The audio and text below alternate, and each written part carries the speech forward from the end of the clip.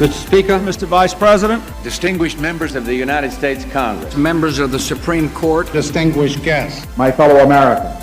Think for a minute how far we have come in 200 years. We find ourselves challenged by new problems. In this country, at home and abroad, there is demanded of us vigilance, determination, and dedication. We need many different kinds of strength. Military, economic, political, and moral. Nothing is impossible. No victory is beyond our reach. No glory will ever be too great. We are Americans, part of something larger than ourselves. God bless you and God bless the United States of America. Almost 7 decades of U.S. presidential State of the Union addresses and speeches to joint sessions of Congress. The difference is where we start today on CNN 10. Last night, President Donald Trump gave his first speech to a joint congressional session. Why was it called that, or the president's annual message, instead of a State of the Union address? Because President Trump's been in office less than 2 months. And like any first-term president in his first year, he's not expected to know or to be an authority on the actual State of the Union. But the setup, the location, the attendance, it all looks the same as a State of the Union address. The President of the United States. It was delivered in the House of Representatives. It was in front of representatives, senators, Supreme Court justices, the president's cabinet. And it follows the annual tradition of a president speaking to other U.S. leaders and the nation as a whole. Tradition is key, though, because the U.S. Constitution doesn't require most of what takes place in an annual address. It says only that the president shall, from time to time, give to the Congress information of the State of the Union. Doesn't have to be in person, doesn't have to be every year, doesn't have to be on TV. The Constitution's framers didn't have TV, so they wouldn't have had the view that much of the world could have had last night when President Trump outlined his vision for America's future. Here are some highlights.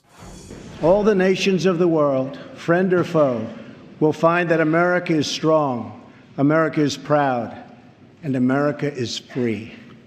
A new national pride is sweeping across our nation, and a new surge of optimism is placing impossible dreams firmly within our grasp. What we are witnessing today is the renewal of the American spirit. Our allies will find that America is once again ready to lead.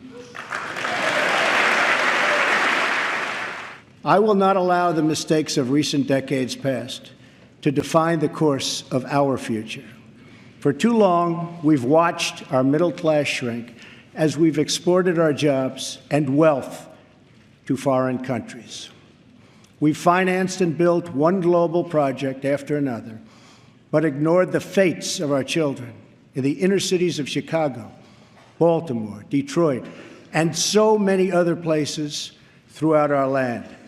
We've defended the borders of other nations while leaving our own borders wide open for anyone to cross and for drugs to pour in at a now unprecedented rate. The time for small thinking is over. The time for trivial fights is behind us. We just need the courage to share the dreams that fill our hearts, the bravery to express the hopes that stir our souls, and the confidence to turn those hopes and those dreams into action.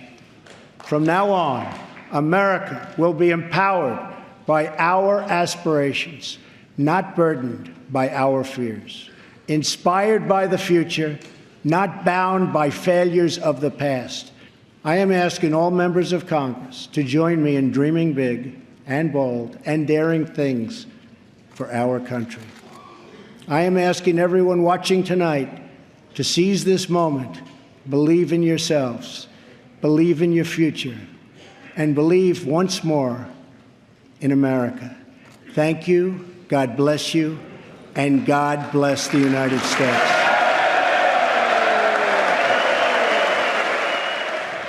Okay, that wasn't the only political speech of the night. Something else that's not required by the Constitution, but that's been a tradition since the 1960s, is the opposing party's response to the president's annual message. President Trump is a Republican, so after his address, a Democrat and former governor of Kentucky, Steve Beshear, gave his party's response.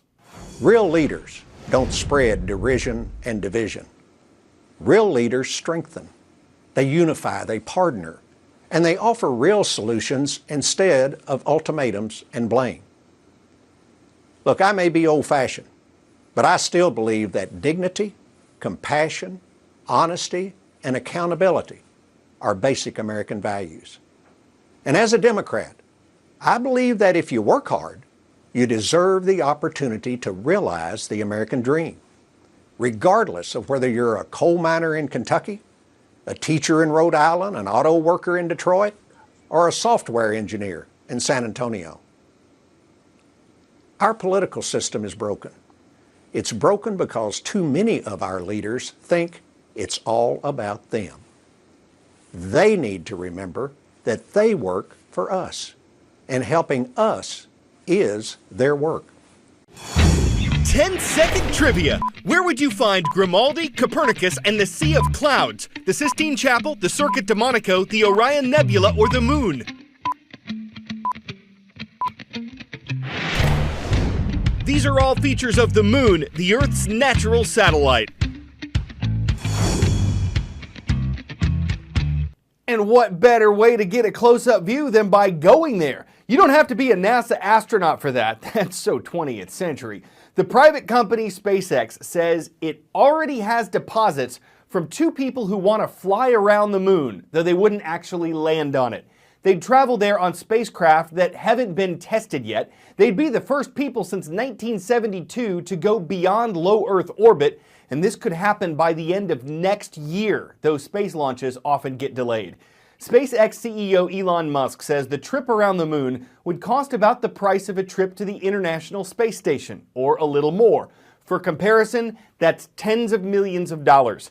Critics are skeptical that this can actually be done on schedule, and they're concerned about the danger. SpaceX vehicles haven't yet flown people to low Earth orbit, let alone beyond it.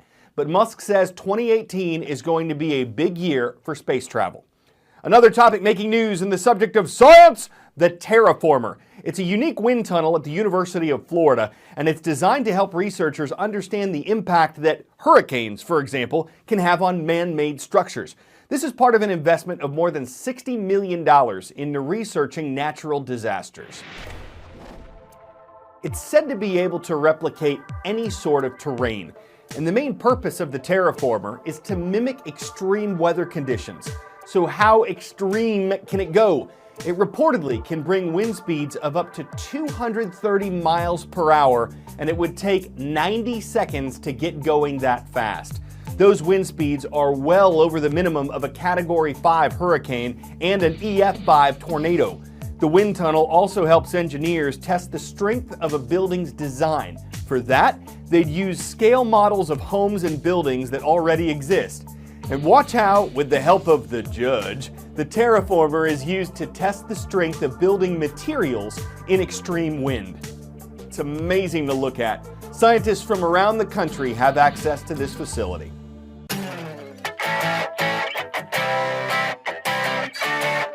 Well, last week we brought you hounds a-hopping and hounds a-honking. Hitting a perfect high note on 10 out of 10 today is a hound a-howling. This video comes to us from YouTube. It's to music by the band Queen, lip syncing by Annie, and when they get to the chorus,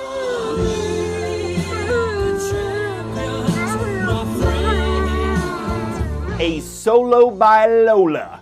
What we don't know is whether she's howling because she loves it or because she doesn't. But either way, Lola's among the great canine crooners. Consider Mariah Corgi, Katy Pomeranian, Miley Siberian, Airedale Levine, Alicia Keys-Hond, a Dalmatian, Terrier Swift, Beyonce Freeze, and of course, the great Ellie Goulding. Thank you for taking 10 for CNN 10 with puns that make you howl or growl. I'm Cral Azuz.